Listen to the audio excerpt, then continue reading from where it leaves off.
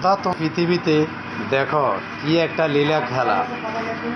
একটা অভিশাপে ওরা মিলিয়ন করে এখন রাস্তায়, জনগণ মনে করো দেখে আর রং তামাশা করে। তো একটা কথা হচ্ছে যে ভিডিওটা আপনারা দেখতে আছেন, আপনাদের থেকে খুবই ভালো লাগছে।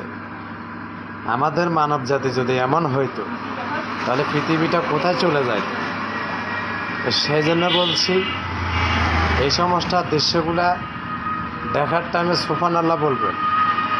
আল্লাহ তাআলা রব্বুল আলামিনের অভিশাপে কি না হইতে পারে। কারণ আল্লাহ মানুষ মনে করেন কি কাউকে অসাধারণভাবে ক্ষমা করে, আর যদি পাহাড় পর্বত যদি মনে করেন গুনাহ করিয়া যদি থাকে তাহলে মনে করেন আল্লাহ তাকে কখনো কোনোদিনও কি ছেড়ে দেয় না।